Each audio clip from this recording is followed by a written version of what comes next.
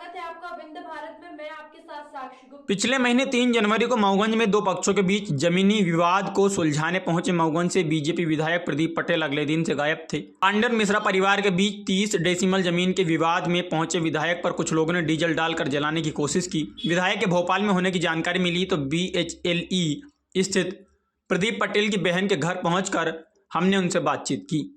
जब हमने पूछा कि आप इतने दिनों से कहाँ थे तो उन्होंने कहा मैं यहीं भोपाल में था कि हॉस्पिटल में हमारे यहाँ के मरीज आते हैं, वहाँ हमारा सेवा कार्य कर चलता है।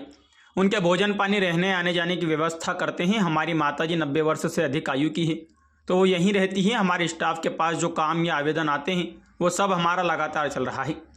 जब हमने पूछा कहा जा रहा था कि आपको किसी मूसा गैंग से खतरा है तो उन्होंने कहा 3 जनवरी को एक घटना हुई थी जिसमें कुछ लोगों ने डीजल डालकर मुझे जलाने का प्रयास किया था। उसके वीडियो भी सभी ने देखे। घटना के अगले दिन सुबह हमारे निवास पर बहुत ज़्यादा भीड़ इकट्ठा हो गई। कुछ उत्तेजना वाली बातें होने लगी। मुझे लगा कि कहीं ये टकराव ना हो, इसलिए मैंने अपने कार्यक्रम निरस्त कर दिए। मेरी आंख में चोट लगी थी तो मैं रीवा आ गया था, उसके बाद भोपाल आ गया था। आप जिस गैंग की बात कर रहे हैं मैं बताऊं कि मैंने इस घटना की सूचना थाने में दी।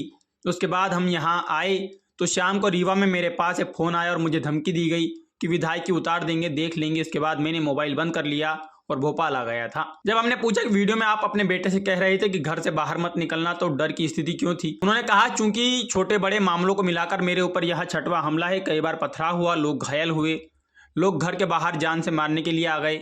मुझे लगा कि हम तो भोपाल चले गए, लेकिन जो लोग धमकी दे रहे हैं वो घर पर आ जाएं, ये मैसेज करने की विवाद हुआ। मैंने सोचा कि हमारे लोग निकले या घर के लोग निकलेंगे तो टकराहट हो सकती है। बतौर सावधानी मैंने ये कहा था कि किसी से कुछ मत कहो, अपने घर में रहो, कहीं बाहर जाने की ज़रूरत नहीं है।